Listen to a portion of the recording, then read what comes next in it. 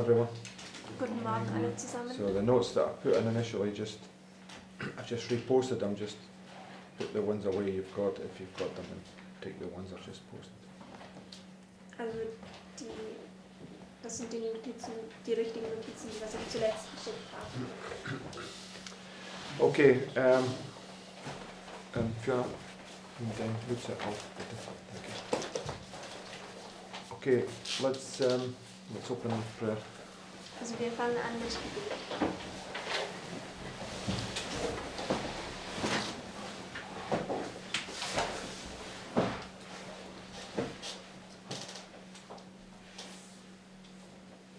Dear Heavenly Father, Lieber himmlischer Vater, we thank you for this morning. We can come here together again and study. wir danken dir für diesen Morgen, dass wir hier zusammen sein können, studieren können. Pray that you would please help us to understand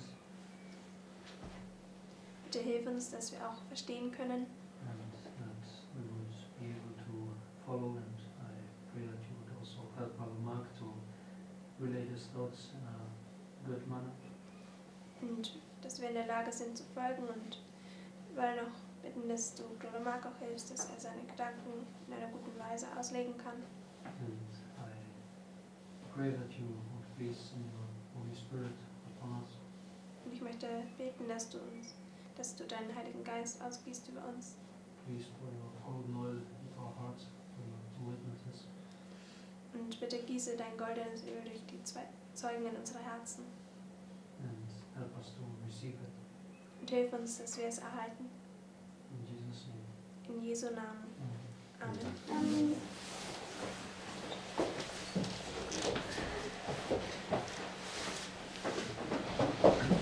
Okay, so yesterday we were looking at these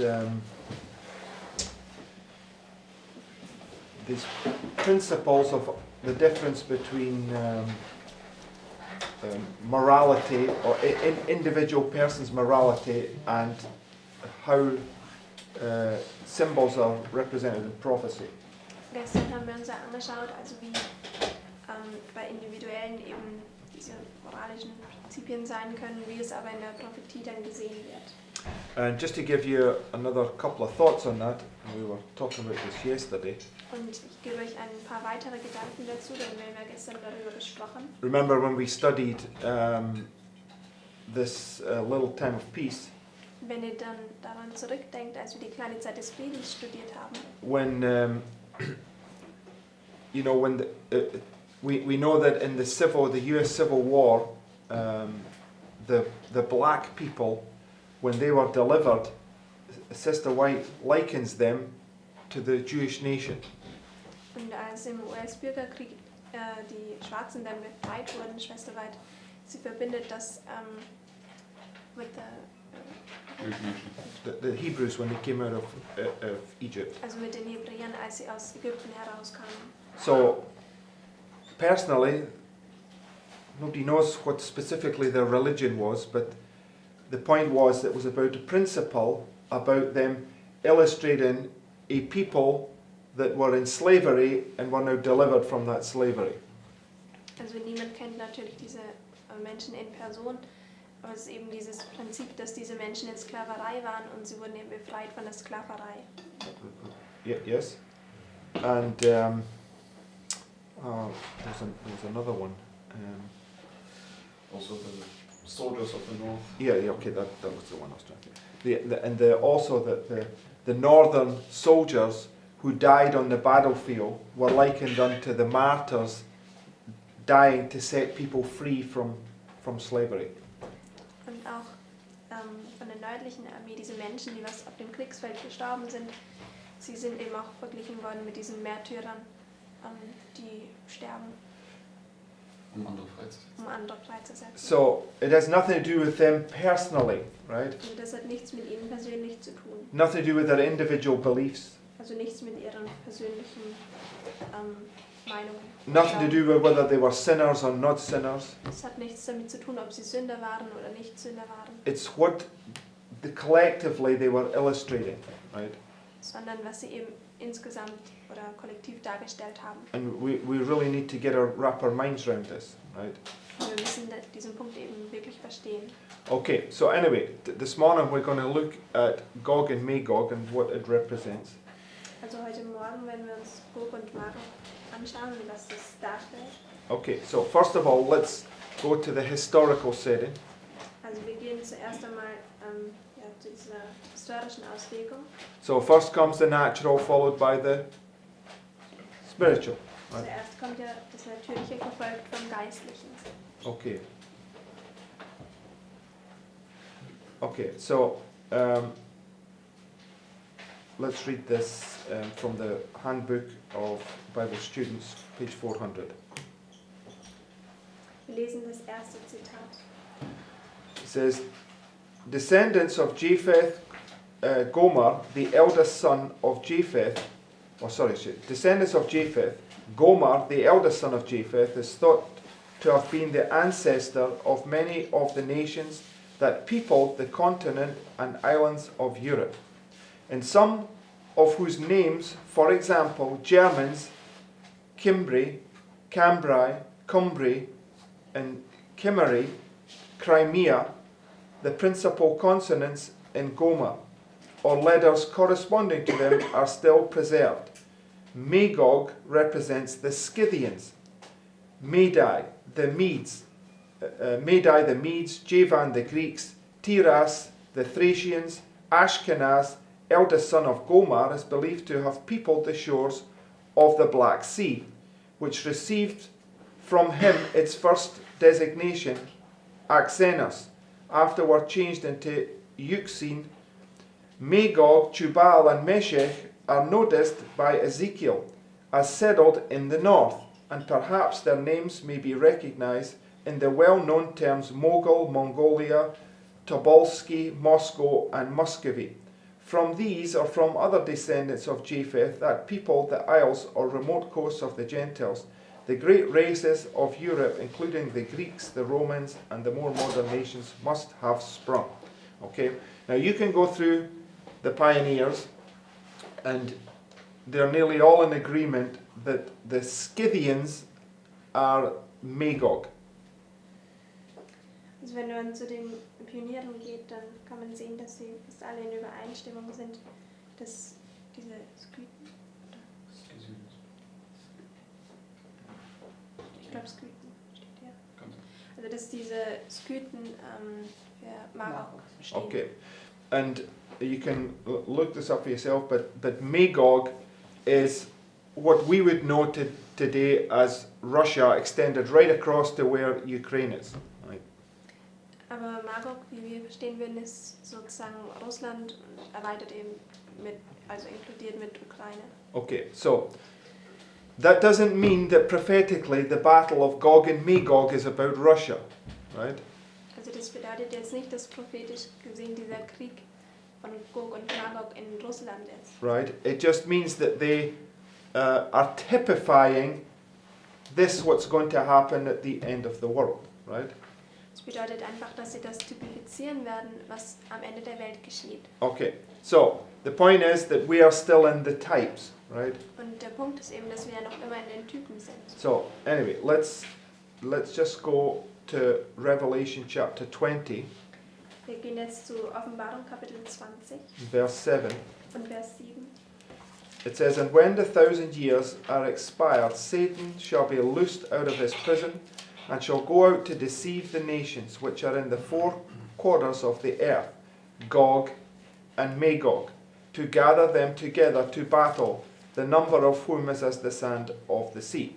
So according to verse 8, where does Gog and Magog come from? Also gemäß Vers 8, von wo kommen Gog und Magog? Right, the whole earth, right? Von der ganzen Erde.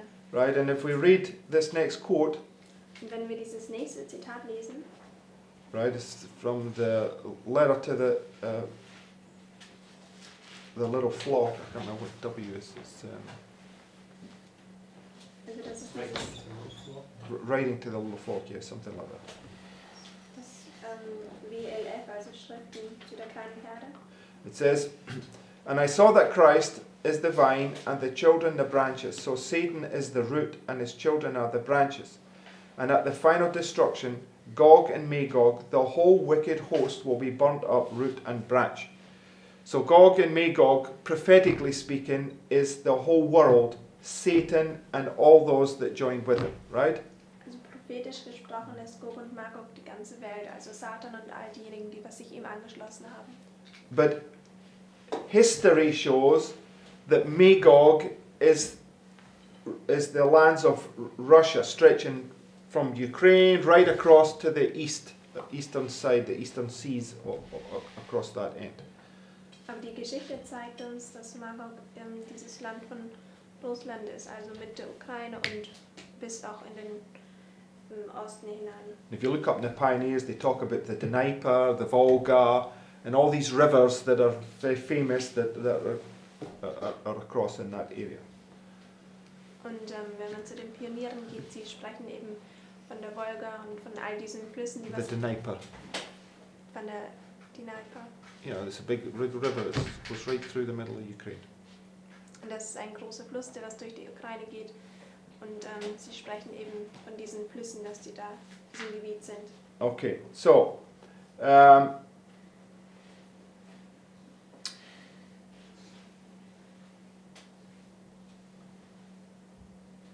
so go to Malachi chapter 4, Wir gehen jetzt zu Malachi, Kapitel 4, verse 1. in Vers 1. It says, For behold, the day cometh that shall burn as an oven, and all the proud, yea, and all that do wickedly, shall be stubble. And the day that cometh shall burn them up, saith the Lord of hosts, and it shall leave them neither root nor branch. And this is what we just, Sister White parallels the root and branch to Gog and Magog, right? Also im Deutschen ist Kapitel 3, Vers 19. Und Schwester White, sie vergleicht eben diese Wurzel und diesen Zweig mit Gog und Magog. It says, But unto you that fear my name shall the Son of Righteousness arise with healing in his wings, and ye shall go forth and grow up as calves of the stall. And ye shall tread down the wicked, for they shall be ashes under the soles of your feet in the day that I shall do this. So, if you combine Revelation 20 with Malachi chapter 4, when does this take place? Also wenn man Offenbarung 20 mit Malachi 4 kombiniert, also wann findet das dann statt? After the 1,000 years, right? Nach den 1000 Jahren. Okay, so on the board here, right, I've taken 1,000 years and we're just paralleling it with our line, right? Also auf unserer Tafel hier, da haben wir diese 1000 Jahre und wir setzen das parallel mit unserer Linie. Okay, so it's talking about right at the end here, right? Also das spricht genau über dieses Ende hier. Okay, so this is where Christ is the, finish it off, the destroying angel, right? Christus, der zerstörerische Engel ist. So, so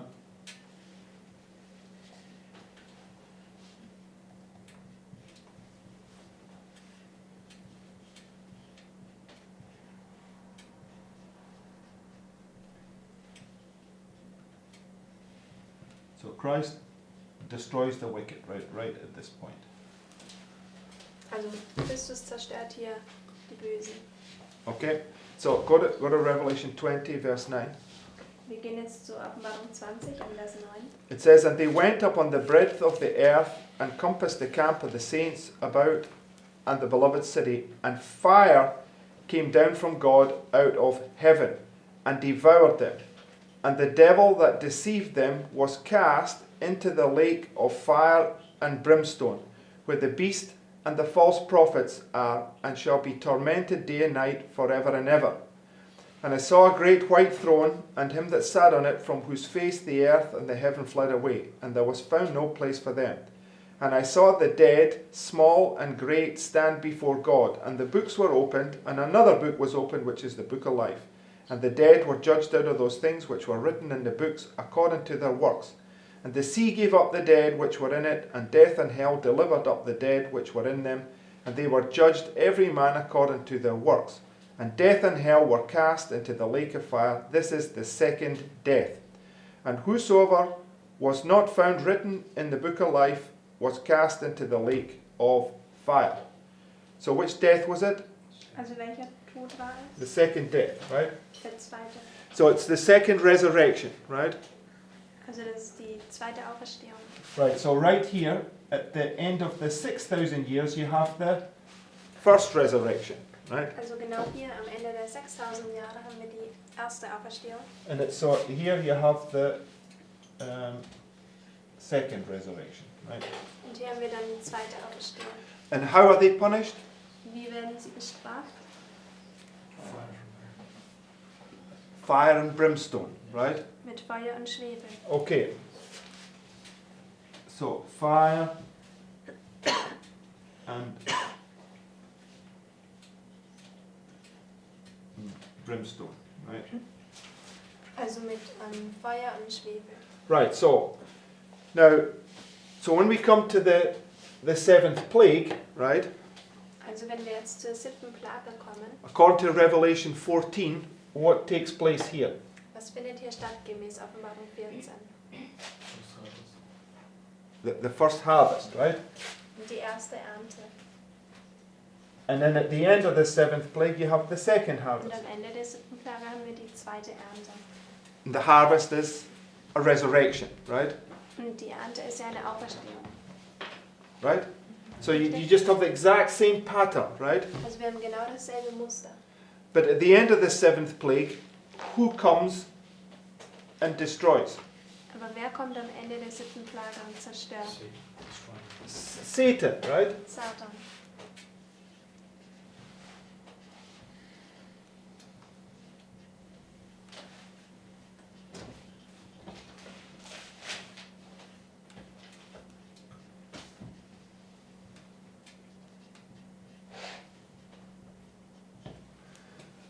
And what comes down out of heaven? Und was kommt vom Or Himmel herab? who comes there? Oder wer kommt?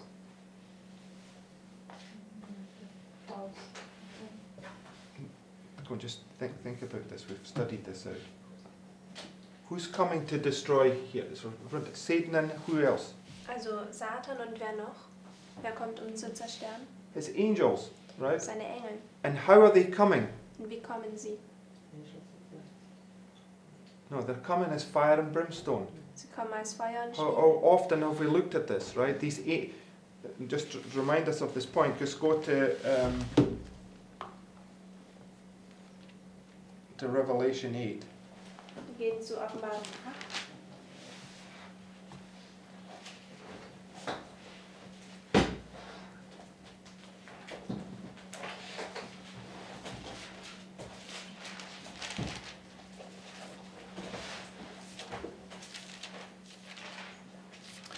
Verse 7.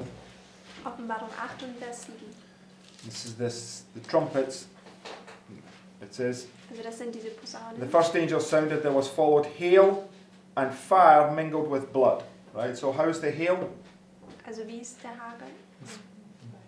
Burning, right? Er It's brennt. burning hail. And if you go to Brennender Hagel. verse 10, Jetzt gehen wir zu Vers 10. and the third angel sounded, and there was fell a great star from heaven, burning as it were a lamp. Right? We looked at these burning coals of fire, right? Also das sind diese brennenden Feuerkohlen.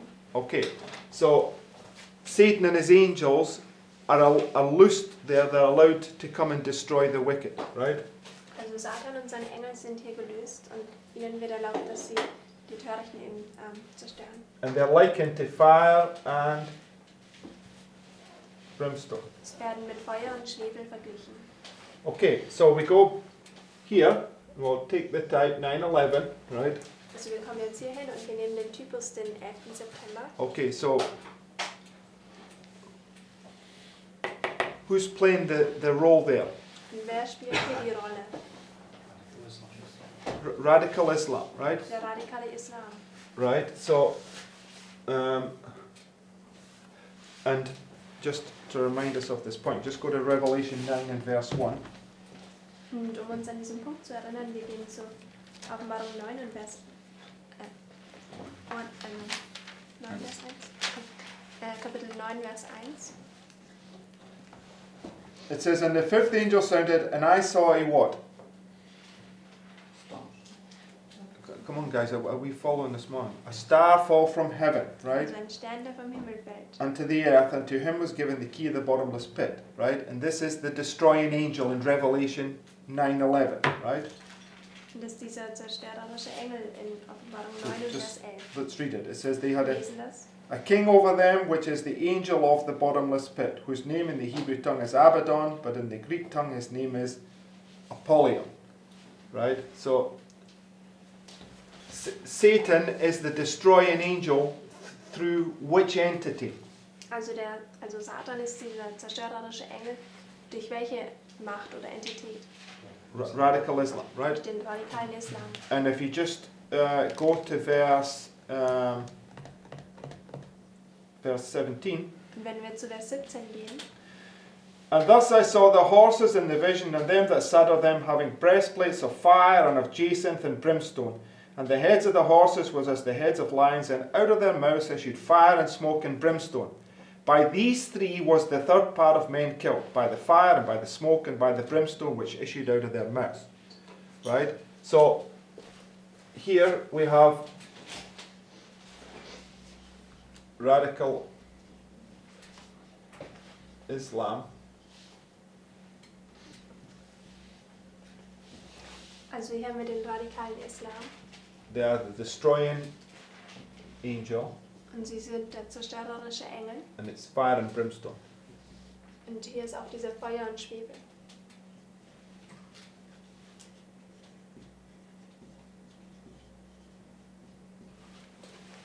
Everybody see the correlation? Kann jeder diese Verbindungen sehen? Right. So the point that I want you to get, right, is that Gog and Magog are being destroyed here, right? Und was ich euch zeigen möchte, ist eben, dass Gog und Magog hier zerstört werden. And Gog and Magog is Satan and his angels and all those that joined in the rebellion with him, right? Und Gog und Magog ist Satan und seine Engel und all diejenigen, die sich dieser Rebellion angeschlossen haben. Okay, but Satan, basically what he does here is coming back upon his head here, right? Aber was Satan eben hier macht, das kommt hier auf seinen Kopf zurück. And what does Satan do? Und was macht hier Satan? He deceives and then he destroys, right? Er verführt zuerst und dann zerstört er. So when you come to the end of the seventh plague, Satan is not destroyed, right? Also wenn man zum Ende der 7. Plage kommt, dann ist Satan noch nicht zerstört. But is Gog and Magog fulfilled there? Aber ist Gog und Magog bereits hier erfüllt? Yeah, of course, right? Ja. It's prefigured first on earth and then it's marking this thing that's going to happen after the 1,000 years, right? Es ist ja zuerst auf der Erde typifiziert und dann findet es eben statt nach diesen 1000 Jahren. Okay, so, but we're speaking about the types here, right? Wir sprechen ja über diese Typen hier. So in the types, Gog and Magog has to be fulfilled, right? Also in den Typen muss Gog und Magog erfüllt werden. Okay, so in the type, Gog would be the leader, right? And Magog are all the people that align themselves with him, right? Also im Typus wäre Gog dieser Anführer und Magog all diejenigen, die was sich ihm anschließen. And how does Satan, who does he work through? Und durch wen arbeitet Satan? Human agents. Sorry? Human agents. Yes, but specifically, who does he work through? Durch menschliche Agenten, aber durch wen ganz spezifisch? The kings of the earth, right? Durch die Könige der Erde. So Gog represents a king, right, of Magog. Also Gog stellt diesen König über Magog dar. Okay, so in the type at the Sunday law, right, it will be representing whoever is fulfilling that role at that time, right? Und in dem Typus im Sonntagsgesetz wäre das halt dann derjenige, der was eben diese Rolle in diesem Typus erfüllt. Okay, so we understand that right now we're in a type of the seventh plague. We're about to see a punishment that would mark this point for us, right? Und wir verstehen ja, dass wir in diesem Typus der 7. Plage sind und dass wir eben dabei sind zu sehen, wie diese Bestrafung dann stattfindet. So we can't have a clearer illustration of Gog and Magog, right, as a type than the very land itself that it's illustrated by, right? Also wir können keine klarere Darstellung haben von Gog und Magog, als wie dieses Land selber, durch was es dargestellt wird. Because the Lord wants to point us to the natural first, so that it can illustrate something future spiritual for us, right? Denn der Herr möchte, dass wir zuerst dieses Natürliche verstehen, dass uns das dann auf das Zukünftige eben hinweisen kann. Okay then, who's Gog Also or wer Gog? ist dann Gog? Putin, right? Putin. And Magog would be all his followers and those that have aligned himself with them. In this case, Russia and all the Chechnya and all these other ones that have aligned themselves, right? Und Magog wäre dann eben all diejenigen, die was sich eben also anschließen, also Magog, also Russland und all die anderen Länder wie Tschetschenien und so. Okay, so Satan, right, will punish Gog and Magog in the type, right? But it's speaking about Christ, who's the avenging angel after the 1,000 years, right? Also Satan ist derjenige, der was Gog und Magog im Typus dann bestraft, aber er stellt sozusagen dann am Ende Christus dar, der was dann Gog und Magog zerstört. Okay, right, so just go to the next quote from Great Controversy. Wir gehen jetzt zum nächsten Zitat vom großen Kampf. So this is at the end of the 1,000 years, right? Also das ist jetzt am Ende der 1000 Jahre. So we can just see principles out of this, right? Also wir können daraus Prinzipien entnehmen. It says, at last the order to advance is given, and the countless host moves on. An army such as never was summoned by earthly conquerors, such as the combined forces of all ages since war began on earth could never equal. Satan, the mightiest of warriors, leads the van, and his angels unite their forces for this final struggle. Kings and warriors are in his train, and the multitudes follow in vast companies, each under its appointed leader. With military precision and serried ranks advance over the earth's broken and uneven surface to the city of God. By command of Jesus, the gates of the New Jerusalem are closed, and the armies of Satan surround the city and make ready for the onset. Okay, so what do we see? Also was sehen wir hier? Principles. Prinzipien. Welche Prinzipien? No, let's not talk about Putin. Just what do we see that's written in here? Was sehen wir, was hier geschrieben steht? We're dealing with principles of what we've just read, right? Then we can take it and apply it after that. Jerusalem's compass with Okay. You know, you're looking at it literally. What we see is a vast army surrounding a city, right? That's the principle. Also was wir sehen ist, Come on, guys. It's just nice and simple, right? We're not dealing with literal here. We're dealing with principle, right? This is also literal, yeah. Or army surrounding your cities. Yes. Or not. Okay. What's his name? Who's the? I can't even remember the name of it. Biden. Biden's also a Catholic, right? Does that make him the north or the south? Also was wir hier sehen, ist eine gewaltige Schar, die was eine Stadt umzingelt. Wir müssen ja diese Prinzipien daraus entnehmen und Biden Right. There's no point in us getting a strop on about these things, right? Just go to the quote there. The principles are the things that's happening there, not who is in the actual event itself. We're still looking at who is in there. That's not what I'm asking. I'm asking the principles of what is taking place. The principles is there is a large army and it comes and surrounds a city. That's the principles, right? So we're not dealing with Jerusalem and we're not dealing with Satan and his army. We're just dealing with the principles that's taken place. Right? Also die Prinzipien sind das, was daran stattfindet und nicht wer daran involviert ist oder so. Und wir müssen eben diese Prinzipien davon entnehmen. Das ist eben hier ist diese gewaltige Schar eine Stadt umzingelt. This is why we spent this time yesterday going through all these points showing the difference between literal and principle or prophecy.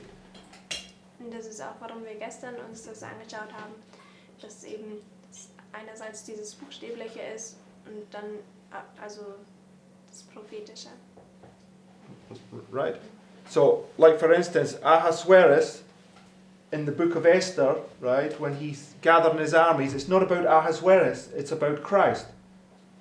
Und wenn Ahasverus eben sein Herr eben zusammenbringt, dann geht es nicht um Ahasverus, sondern er stellt eben Christus dar. Okay, so what we see here is a large army surrounding a city, and from a human perspective, this army, it says about this army, it says an army such as never was summoned by earthly conquerors. It's a huge army, right?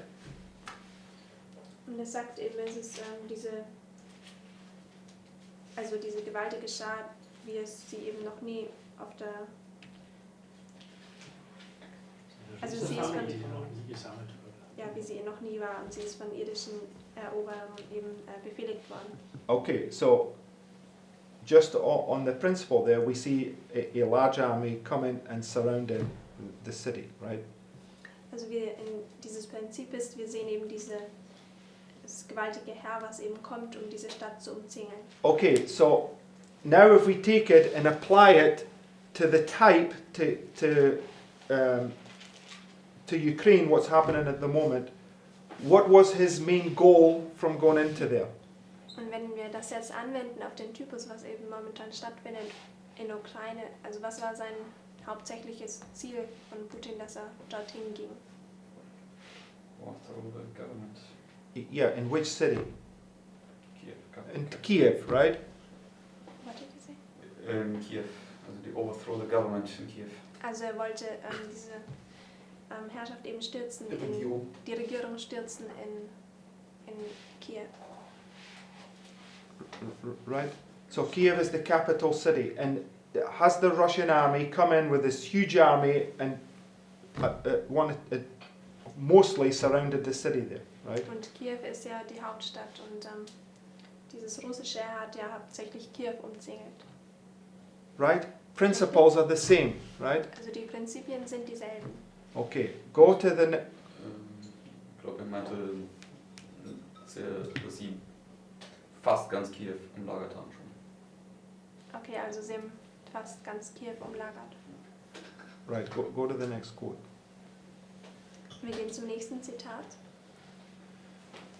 It says, saith the Lord, because thou hast set thine heart as the heart of God, behold, therefore, I will bring strangers upon thee, the terrible of the nations, and they shall draw their swords against the beauty of thy wisdom, and they shall defile thy brightness, they shall bring thee down to the pit. I will destroy thee, O covering cherub, from the midst of the stones of fire. I will cast thee to the ground, I will lay thee before kings, that they may behold thee. I will bring thee to ashes upon the earth in the sight of all them that behold thee. Thou shalt be a terror, and never shalt thou be any more. So, it's referring to Ezekiel 28, right? This is the punishment upon Satan, right? Who's Gog.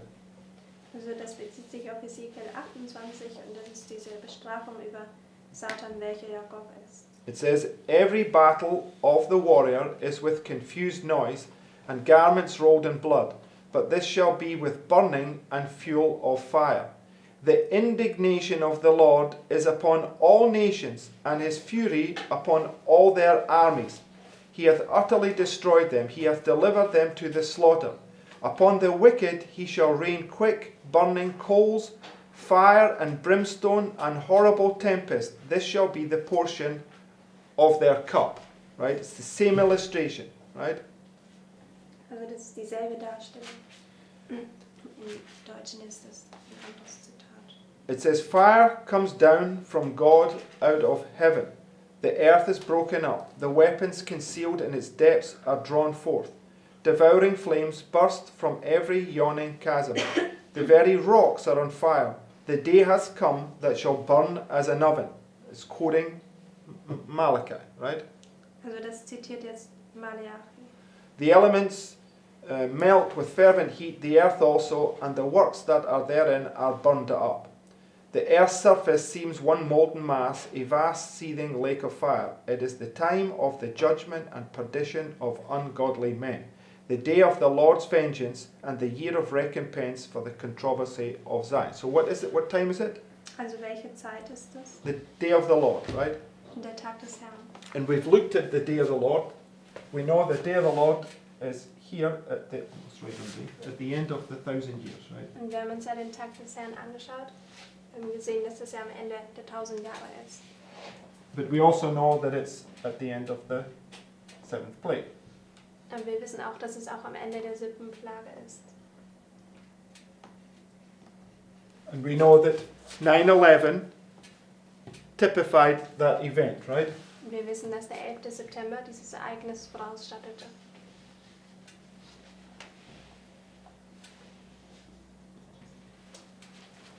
Right?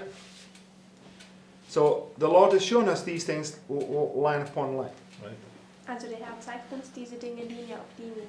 Okay, so the only way that we can know where we are is by events taking place before us, right? Also der einzige Weg, wie wir eben das alles wissen können, ist eben, Wir wissen können, wo wir sind. also wie wir wissen können, wo wir sind, ist durch diese Ereignisse. Okay, the 7 thunders is a delineation of what? Und die 7 Donner ist ja eine lineare Darstellung von was? Events. Von Ereignissen. Okay, right. So, okay, so let's now go to Isaiah 14 Und wir gehen jetzt zu Jesaja 14 and let's look at the reason why Gog and Magog are being destroyed, right? und wir schauen uns jetzt den Grund an, warum Gog und Magog zerstört werden. Okay, let's begin in verse 4. Wir fangen in Vers 4 an. It says that thou shalt take up this proverb against the king of Babylon and say, how hath the oppressor ceased, the golden city ceased. So, if you read Ezekiel 28 and 29, Gog and Magog comes from the north, right? Also wenn man Hesekiel 28 und 29 liest, da kommt Gog und Magog vom Norden. So, in the perfect fulfillment, it's at the, at the end of the world, it's Satan is this false king of the north, and he's been punished with all his armies, right? Und am Ende der Welt ist es eben Satan, der dieser falsche König des Nordens ist und der was eben dann bestraft wird. Okay, and at the end of the 7th plague, it's the Pope and the 10 kings that would typify Gog and Magog, right? Und am Ende der 7. Plage ist es der Papst und die 10 Könige, die was eben Gog und Magog darstellen. Okay, so verse 14, let's read it. It says, thou shalt take up this proverb against the king of Babylon and say, how hath the oppressor ceased? Who's ceasing? Also wer The oppressor, right? hört auf, diese Unterdrücker? The golden city ceased. The Lord hath broken the staff of the wicked and the scepter of the rulers. He who smote the people in wrath with a continual stroke, he that ruled the nations in anger is persecuted and none hindereth. So what did he do? Also was hat er gemacht? Smote the people. In what, sorry? He smote the people. Yeah, with a continual wrath, right? Also er hat diese Nation geschlagen mit einem unaufhörlichen Zorn. Verse 7. Vers 7. It says, the whole earth is what? At rest. So where does it bring you to? Also wohin bringt uns das in Vers 7? The time of peace. Zur Because Zeit des Friedens. the whole earth is at rest and is quiet. They break forth into singing, right? So it's clearly that it's marking this point, right? Here the time of peace, here the 1,000 years, and here the whole earth made new, the controversy is finished, right? Also das markiert ganz klar diesen Punkt, also die kleine Zeit des Friedens hier, die 1000 Jahre. Und hier ist ja diese ganze Kontroverse vorüber und diese neue Zeit beginnt. Right, and that's the fulfillment of Abraham's promise when you enter into the land, right? Das ist ja die Erfüllung von Abrahams, also von der Verheißung, die Abraham gegeben wurde, dass du eben in das Land eingehst. Right? So we know that before our final test comes, there's a time of peace, right? Wir wissen, dass bevor unser finaler Test kommt, da ist eine Zeit des Friedens. And always what marks the time of peace is the divine punishment, the execution of judgment, right? Und es markiert eben immer diese Zeit des Friedens zuvor diese göttliche Bestrafung, also diese Ausführung des Gerichts. So the divine punishment, which is marked by fire and brimstone, is going to punish the oppressor, right? Also diese göttliche Bestrafung, die durch Feuer und Schwefel ist, sie tut eben den Unterdrücker bestrafen. Okay, is that what God's word teaches, Und es ist das, was Gottes Wort lehrt. right? Okay, so verse 8. Also Vers 8 jetzt. Yeah, the fir trees rejoice at thee, and the cedars of Lebanon, saying, Since thou art laid down, no feller is come up against us. Hell from beneath is moved for thee, to meet thee at thy coming. It stirreth up the dead for thee, even all the chief ones of the earth. It hath raised up from their thrones all the kings of the nations. All they shall speak and say unto thee, Art thou also become weak as we? Art thou become like unto us? Thy pomp is brought down to the grave, and the noise of thy vials, the worm is spread under thee, and the worms cover thee. What happened to Herod? Was geschah mit Herodes? He got eaten by worms, right? Wurde durch diese Würmer gegessen. And it was a divine judgment upon him, Und es war diese göttliche Bestrafung auf ihn. right?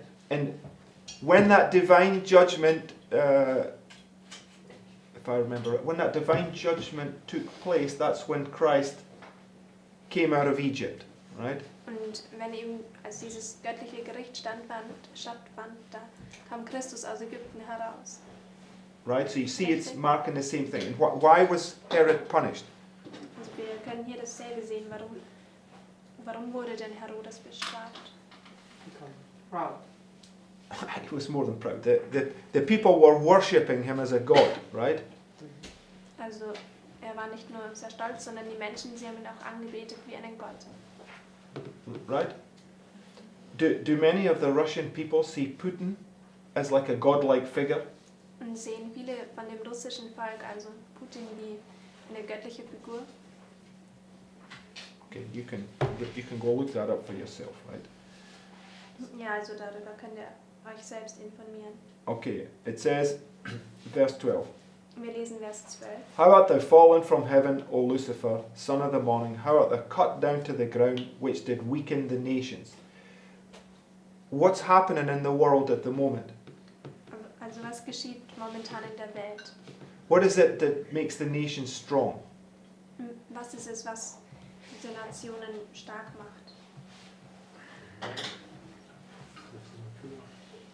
No, just you're thinking on prophetic. I'm just from a worldly perspective. What is it that makes the nations strong? Also von einer weltlichen Sichtweise, was ist es, was die Nationen stark macht? Economy, right? Also die Wirtschaft Or not? oder nicht? When the nation is, when the economy is running well, all the nations are prospering, and you know they can't do anything without their economy. Also wenn die Wirtschaft gut ist, dann gedeihen die Nationen. Okay, but it says here, how art thou cut down the ground, which did weaken the nations? Aber es sagt ja hier also, wie bist du zu Boden gefallen, welcher die Nationen geschwächt hat. For thou hast said in thine heart, I will ascend into heaven, I will exalt my throne above the stars of God, I will sit also upon the mount of congregation in the sides of the north. I will ascend above the heights of the cloud, I will be like the Most High. So it's when you're lifting yourself up and putting yourself in the place of God, right? Also das ist, wenn du dich selbst erhöhst und an den Platz von Gott stellst. Yet thou shalt be brought down to hell, to the sides of the pit. They that see thee shall narrowly look upon thee and consider thee, saying, Is this the man that made the earth to tremble, that did shake kingdoms? So at this waymark right here, what happens? Also was geschieht bei dieser Wegmarke hier?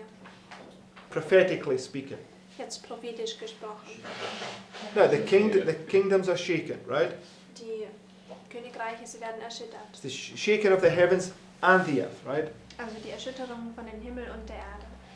That made the world as a wilderness and destroyed the cities thereof, that opened not the house of his prisoners. Now, Satan, when he was cast out of heaven, where was he cast out to? Und als Satan ja aus dem Himmel geworfen wurde, also wohin wurde er geworfen?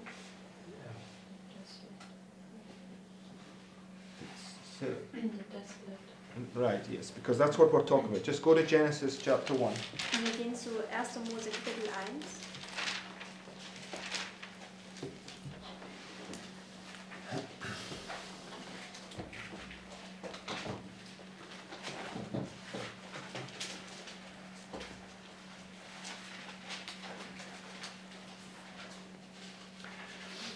It says, in the beginning God created the heaven and the earth. And the earth was without form and void, and darkness was upon the face of the deep. So when did he create the earth? Also wann hat er die Erde erschaffen? In the beginning, right? Im Anfang. Which is right here, in this Waymark, right? Was genau hier ist, auf diesem Wegmarker. So what was it when he began to create it? What condition was it? Also als er angefangen hat dann zu schöpfen, in welchem Zustand war die Erde? Desolate like a wilderness, right? Also sie war leer und wüst wie eine Wildnis. What about Isaiah 14 verse 17? What did we just read? Und was ist mit Jesaja 14 und Vers 17? Was haben wir eben gelesen? That made the world as a wilderness and destroyed the cities thereof, right? So, what is Ukraine looking like? Und wie sieht momentan Ukraine aus? Just like this. What, sorry? Just like this. Yeah, just like this, turning it into a wilderness and destroying the cities, right? Also so wie das hier. Also sie wird eben wie zu einer Wildnis und die Städte werden zerstört. Go to Jeremiah 4, verse 23. Wir gehen zu Jeremia 4 und Vers 23. And Jeremiah 4 is speaking about the seventh plague. Und Jeremia 4 spricht er über die 7. Plage. Speaking about the day of the Lord when Also das spricht über den Tag des Herrn. let's begin in verse 19. Wir fangen in Vers 19 an. It says, my bowels, I am pained at my very heart. My heart maketh a noise in me. I cannot hold my peace, because thou hast heard, O my soul, the sound of the trumpet, the alarm of war. Destruction upon destruction is cried, for the whole land is spoiled. Suddenly are my tents spoiled and my curtains in a moment. How long shall I see the standard and hear the sound of the trumpet? For my people is foolish, they have not known me. They are sottish children, they have none understanding. They are wise to do evil, but to do good they have no knowledge. I beheld the earth, and lo, it was without form and void, and the heavens, and they had no light. So where does those words come from? Also von wo kommen diese Worte? Genesis chapter 1, right? Von 1. Mose Kapitel 1. I beheld the mountains, and lo, they trembled. What are the mountains? Also wie sind die Berge? The nations, right?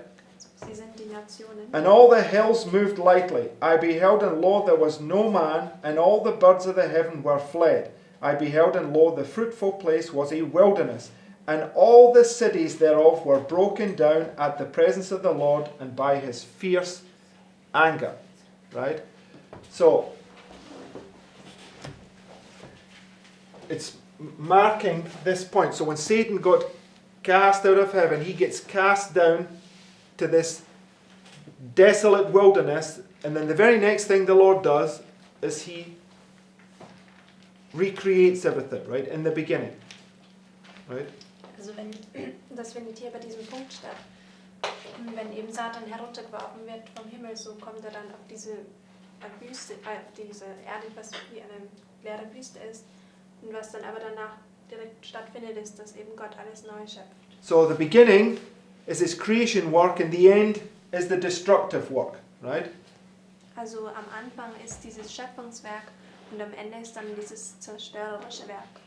Right? Richtig? Okay, so the beginning he creates because at the end everything was destroyed.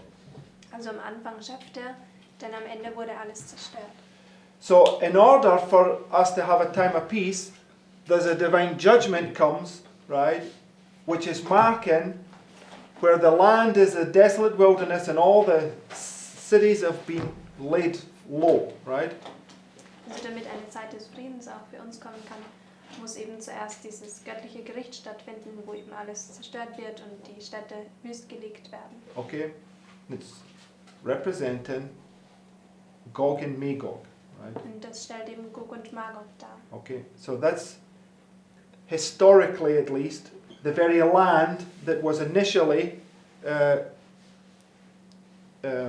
inhabited by the people. Gog and Magog is this very land where we see this taking place at the moment, right? Also das ist dieses Land, wo eben ursprünglich sie besiedelt wurden von diesen Menschen, also von Gog und Magog, und das finden wir eben jetzt. Okay, go to the next quote. Wir gehen zum nächsten Zitat. It says, Satan's work of ruin is forever ended. For 6,000 years he has wrought his will, filling the earth with woe and causing grief throughout the universe. The whole creation has groaned and travailed together in pain. Now God's creatures are forever delivered from his presence and temptations. The whole earth is at rest and is quiet. They, the righteous, break forth into singing. And so it quotes Isaiah 14, right? Also es zitiert Jesaja 14. And this quote here is speaking about the end of the 7,000 years. Und dieses Zitat, das spricht vom Ende der 7000 Jahre. So you can see Isaiah 14, Ezekiel 28, and Ezekiel 38, Revelation 20, all speaking about the same event. Also wir können sehen, dass Jesaja 14 und Ezekiel 28 Ezekiel 38 und Ezekiel 38 and Revelation 20. und Offenbarung 20, sie sprechen alle über dieses selbe Ereignis. Okay, it says, and a shout of praise and triumph ascends from the whole loyal universe, the voice of a great multitude, as the voice of many waters, and as the voice of mighty thunderings, is heard saying, Alleluia, for the Lord God omnipotent reigneth. While the earth was wrapped in the fire of destruction, the righteous abode safely in the holy city. Upon those that had part in the first resurrection, the second death had no power. While God is to the wicked a consuming fire, he is to the people both a sun and a shield. Amen? Amen. Okay, so let's now go to this quote from the book of Education. We've read this many times. Wir gehen jetzt zu dem Zitat vom Buch Erziehung, das haben wir schon oft gelesen. So that's under the heading the oppressor. Das ist unter der Überschrift der Unterdrücker. So we read, it says, how hath the oppressor ceased, referring to the punishment upon Gog and Magog, right? Wir haben ja gelesen, wie hat der Unterdrücker ein Ende genommen. Also das bezieht sich auf die Bestrafung von Gog und Magog. So it says here, God has revealed in his law the principles that underlie all true prosperity, both of nations and of individuals. So what's these principles to do with? Also mit was haben diese Prinzipien zu tun? Gog and Magog, right? Gog und Magog. Because Gog is a king over a nation, right? Denn Gog ist ja ein König über eine Nation. Magog is a nation, right? Und Magog ist eine Nation. But it's also about them individually, right? Each person individually. Aber es geht auch um sie individuell, also um jede einzelne Person. Okay. It says, this is your wisdom and your understanding. Moses declared to the Israelites of the law of God, it is not a vain thing for you because it is your life. The blessings thus assured to Israel are on the same conditions and in the same degree assured to every nation and every individual under the broad heavens. Okay, so the principles apply to every nation, right? Also diese Prinzipien, sie sind auf jede Nation anzuwenden. Right, so think about the Passover, which would be this waymark, right? Und wenn wir jetzt an das Passa denken, was ja diese Wegmarke wäre, Okay, one group is being delivered, another group is being punished, also right? eine Gruppe wird befreit und die andere wird zerstört, also bestraft. Okay, so Pharaoh was also accountable to these principles, right? Und Pharao, er hätte sich auch diese Prinzipien bewusst sein sollen. Because it says here, next paragraph, Denn es sagt hier im nächsten Paragraphen, the power exercised by every ruler on the earth is heaven imparted. Because we read yesterday, God sets up kings and he takes down kings, right? denn wir haben ja gelesen, also Gott, er setzt Könige ein und setzt sie auch wieder ab. So they're either playing a role according to God's will, or they rebel against him and he will eventually bring them down, right? Also sie spielen entweder diese Rolle, also gemäß Gottes Willen, oder sie rebellieren gegen ihn und er wird sie am Ende dann absetzen. Did Pharaoh know God? Und hat Pharao Gott gekannt? Yeah, yes. Because we read one of the pharaohs, Pharaoh Necho, says, do not meddle with me because God hath commanded me to do this very thing, right? Ja, denn wir haben ja gesehen bei diesem Pharao Nico, also er hat gesagt, ja, misch dich da nicht ein, denn Gott hat mir das befohlen. Okay, so they were all aware of the God of the Jew or the Hebrews, right? Also sie kannten alle diesen Gott der Hebräer. Okay, and God always gave them enough evidence to know that He was the true God. Und Gott hat ihnen immer genug Beweise gegeben, dass sie verstehen konnten, dass er der wahre Gott ist. What about Jericho? Did He give those in Jericho enough evidence before He came to punish them? Und was war mit den Menschen in Jericho? Hat auch Gott ihnen genug Beweise gegeben, bevor er sie zerstört hat? Yes, what about Rahab? Ja, es war mit Rahab. Yes. Rahab. Those people in Jericho were terrified of what was about to happen, right? Also diese Menschen in Jericho, sie haben sich gefürchtet vor dem, was geschehen soll. But it was just their pride that prevented them. Aber es war ihr Stolz, der sie abgehalten hat. Okay, so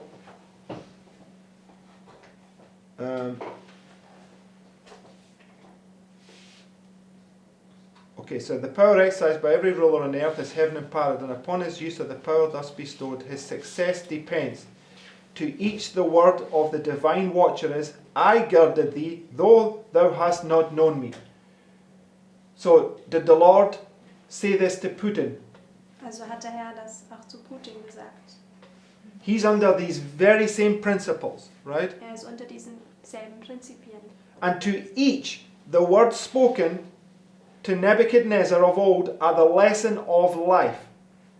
So the lesson of Nebuchadnezzar is to every single one of these earthly rulers, right? Also diese Lektion, was auch zu Nebukadnezar gesprochen ist, die ist für jede einzelne Nation auch. Break off thy sins by righteousness and thine iniquities by showing mercy to the poor, if it may be a lengthening of thy tranquility. So what's he to do? Also was sollte er machen? He's to show mercy to the poor, right? Er sollte Barmherzigkeit den Armen erweisen.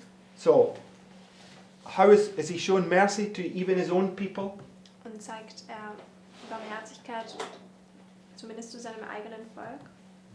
No, they're starving, they've got frostbite, they're being shot for desertion, their bodies are being buried in mass graves, they're trying to disguise how many of them are actually dying, right? Nein, also sie verhungern und sie haben Frostbeulen und sie sterben alle und werden in Massengräber begraben und niemand weiß die eigentlichen Zahlen. It says, in the word of God only is this clearly set forth. Here it is shown that the strength of nations, as of individuals, is not found in the opportunities or facilities that appear to make them invincible. It is not found in their boasted greatness. Right? Does he boast about Russia's greatness? Also ist prahlerisch über Russlands Größe? Yes. Ja. It is measured by the fidelity in which they fulfill God's purpose. an illustration of this truth is found in the history of ancient Babylon. To Nebuchadnezzar, the king, the true object of national government was represented under the figure of a great tree, whose height reached unto heaven, and the sight thereof to the end of all the earth. The leaves thereof were fair, and the fruit thereof much, and in it was meat for all. Under its shadow the beasts of the field dwelt, and among its branches the birds of the air had their habitation. This representation shows the character of a government that fulfills God's purpose, a government that protects and upbuilds the nation. Right? So, God sets them up to be protectors and to upbuild their nation. Right? Also Gott richtet sie auf, damit sie Beschützer sind und dass sie die Nation aufbauen. So all these leaders that are stealing money from their people and oppressing their people, they're going to have to give an account to him, right? Also all diese Regierungsleute, die was eben von ihrem eigenen Volk stehlen und es betrügen, sie müssen dafür Rechtfertigung machen. Okay, so God exalted Babylon that it might fulfill this purpose. Prosperity attended the nation until it reached a height of wealth and power that has never since been equal.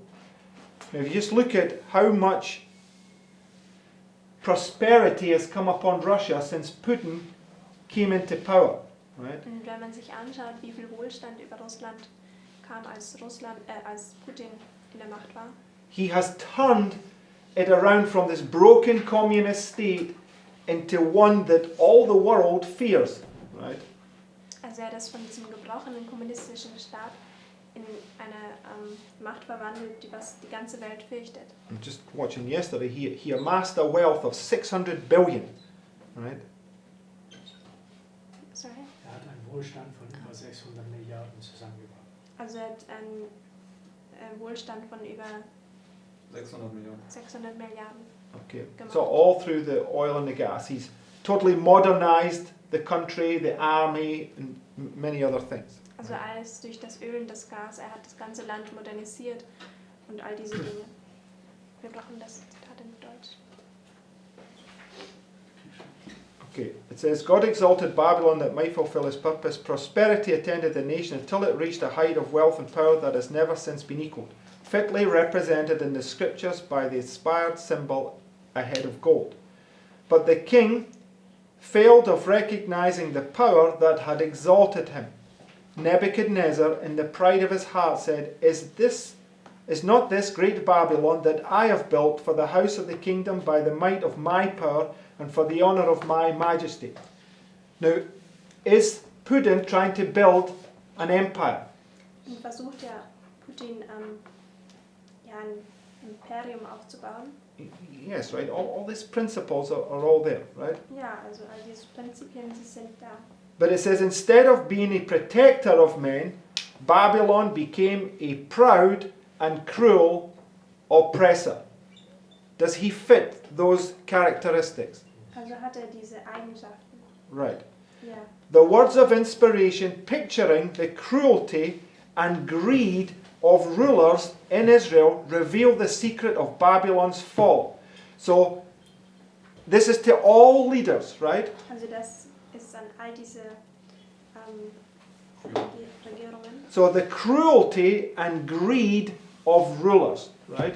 Also diese Grausamkeiten, die Habgier der Herrscher. Is Putin both cruel and greedy?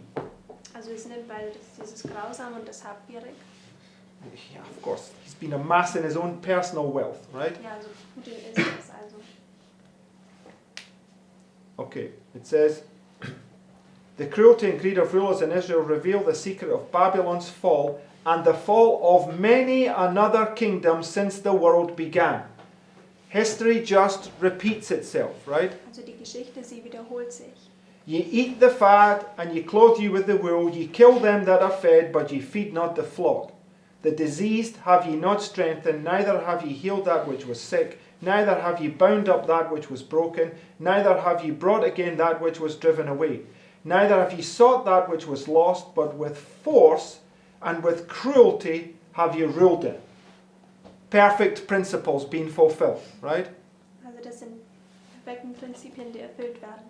To the ruler of Babylon came the sentence of the divine watcher. O king, to thee it is spoken. The kingdom is departed from thee. So, when did that happen? Wann fand dies statt? At the end of which period? Am Ende von welcher Zeit? So, The one more year, right? Nach diesem einem weiteren Jahr. And you know that imperfectly the God raises up here will stand before the kings and they will warn them. They will have this 1 year, right? Und wir wissen, hier richtet Gott eben sein Volk auf, sind sie warnen, dann gibt es dieses eine weitere Jahr And at the end will come the punishment, right? und am Ende kommt dann die Bestrafung. Okay. So, next heading, cause and effect. Nächste Überschrift, diese Ursache und Wirkung. I was shown the inhabitants of the earth in the utmost confusion. War, bloodshed, privation, want, famine, and pestilence were abroad in the land. As these things surrounded God's people, they began to press together and to cast aside their little difficulties. So, when the oppressor comes and oppresses, what happens? Also wenn der Unterdrücker kommt, um zu unterdrücken, was geschieht dann? People press together, right? Die Menschen, also sie rücken zusammen. What about Ukraine? Was ist jetzt auch mit Do Ukraine? we see a united nation? Sehen wir da eine Vereint. vereinte Nation? Yes, do we see a people pressing together, right? Sehen wir also Menschen, die was zusammenrücken. They're giving all for their nation, right? Sie geben alles für ihre Nation. They are the oppressed, and is their leader representing right principles? Sie sind die Unterdrückten und ihr Herrscher stellt er die richtigen Prinzipien dar. Did he flee with a bunch of money, or did he stay with his people, facing constant threat of being killed himself? Also floh er mit einer Menge Geld oder blieb er bei seinem Volk und hat sich eben dem ausgesetzt, dieser Drohung, dass er jederzeit sterben könnte. Why was Zelensky, why was he even put in power? Why did the people pick him? Und warum haben die Menschen überhaupt Zelensky gewählt? Because he promised to upbuild the nation and protect the people from all this corruption that was going on, right? Denn er hat versprochen, dass er die Nation eben aufbaut und sie befreit von all dieser Korruption, die stattfand. It says here, they began to press together and to cast aside their little difficulties. Self-dignity no longer controlled them. Deep humility took its place. Suffering, perplexity, and privation caused reason to resume its throne, and the passionate and unreasonable man became sane and acted with discretion and wisdom. And brothers and sisters, the external illustrates the internal, right? Und Geschwister, das Externe stellt auch das Interne dar. And what I want us to see, this is a living allegory for us to look at and take from it the principles, right? Und das ist für uns eine lebendige Geschichte, auf die wir schauen sollten und die Prinzipien entnehmen sollten. Because him surrounding those cities is an illustration of what's going to happen when the state powers come and surround God's people, right? Denn dass er diese Städte umringt, ist dasselbe, was auch dann geschehen wird, dass eben diese Staatsmächte dann Gottes Volk antun werden. And the true leaders, the true shepherds will stand strong and encourage God's people to stand strong, right? Und diese wahren Hirten, sie werden eben stark stehen und werden auch Gottes Volk ermutigen, dass sie eben dasselbe tun. They won't fear for their own lives. Sie werden sich nicht fürchten um ihr eigenes Leben. And all these principles here is what will bring them to be pressed together as one, right? Und all diese Prinzipien hier, das wird dazu führen, dass sie zusammenrücken. Because this is the birth experience, right? Denn das ist diese Geburtserfahrung. And what happened to Israel at the Passover? Und was geschah bei Israel beim Passafest?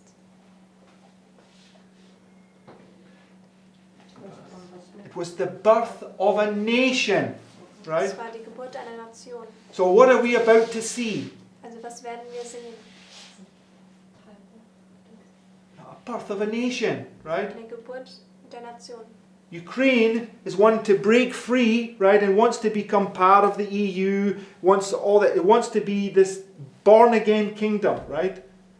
Also Kleine möchte sich freisetzen und möchte eben Teil sein von der EU und es möchte diese wiedergeborene Nation sein. Stop looking at things literally. Start looking at the principles. It's a living allegory, right?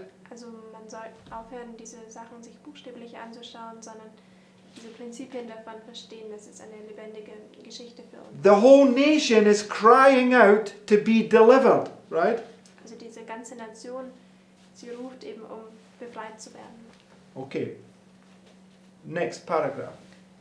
Letzter Paragraph. My attention was then called from the scene. There seemed to be a little time of peace.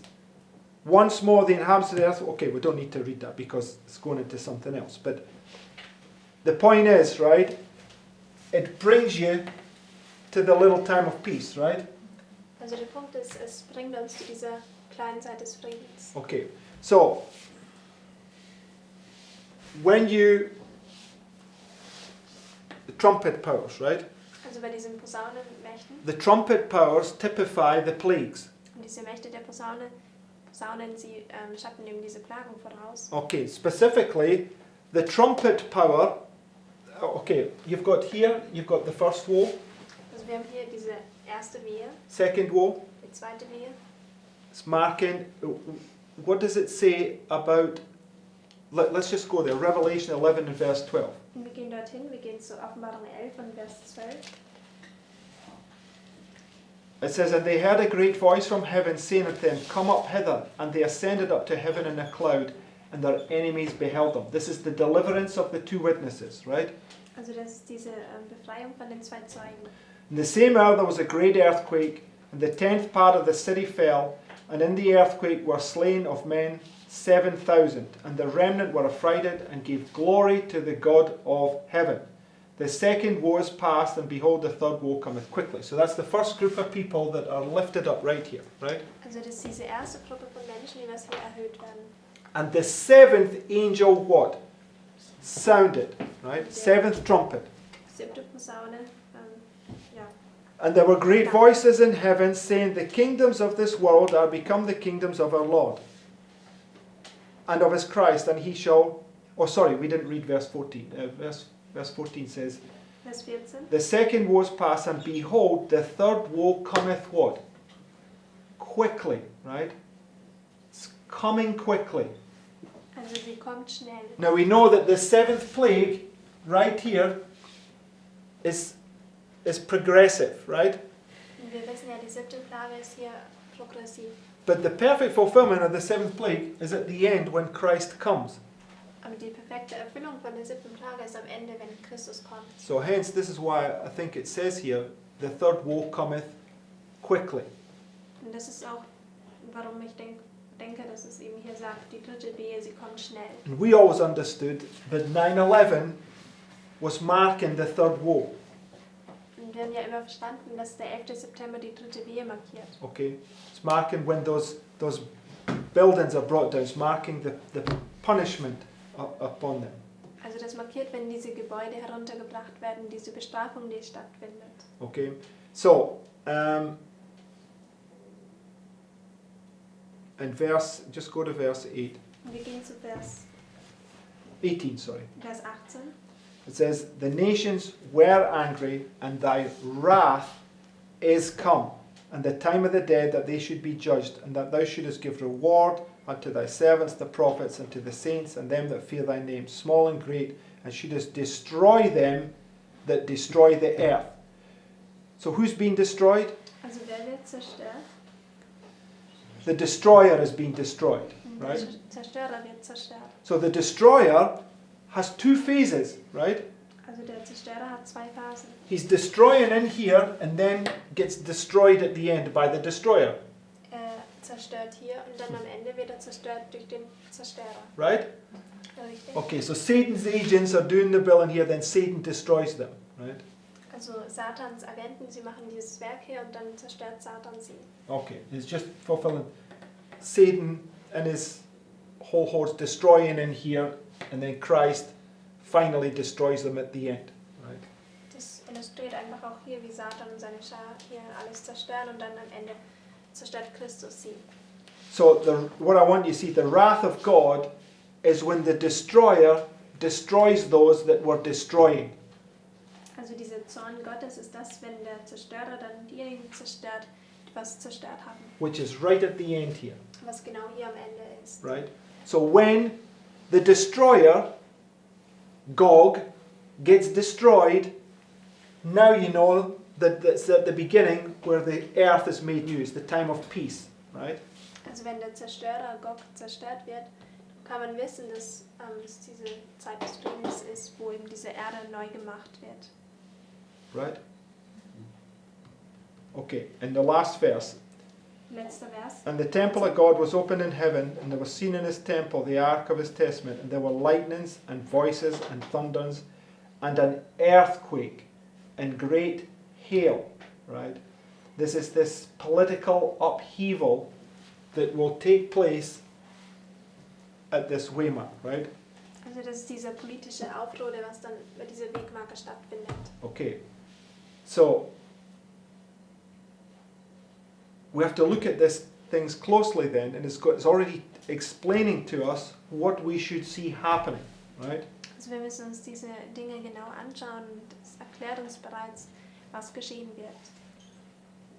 Right? So the punishment, I mean, we have to look at these trumpet powers a bit closer to understand what that punishment's going to look like.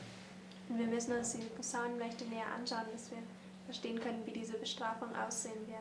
But it's very clear to see that Putin is the oppressor that's about to cease, right? Aber es ist sehr klar zu sehen, wie Putin dieser Unterdrücker ist, der was eben ein Ende finden wird. So we got all that information without looking at any conspiracy theories, right? Also wir haben all diese Informationen, ohne dass wir uns Verschwörungstheorien anschauen. Right. Nothing to do with the people personally. I mean, it's all about character, right? Also das hat nichts mit den Menschen persönlich zu tun, sondern es ist, alles geht um den Charakter. You know what I mean? I'm not talking about their own personal dislikes and likes and affiliates. We're just dealing with what character What is, role they... yeah, what role they're playing and what character they're demonstrating, right? Also es geht nicht darum, wen sie mögen oder nicht oder mit wem sie zu tun haben, sondern welchen Charakter oder welche Rolle sie spielen. Right, and what character they're demonstrating, Und welchen Charakter sie demonstrieren. right? These are the things that we have to look at, the principles of prophecy, right? Und das sind diese Dinge, die wir uns anschauen müssen, also diese Prinzipien der Prophetie. Okay, so we don't have all the answers yet, but does everybody see, at least from a biblical perspective, what is being illustrated? Also wir haben jetzt noch nicht alle Informationen, aber kann ein jeder sehen von dem, was jetzt illustriert wurde. Right. Okay, let's close with prayer.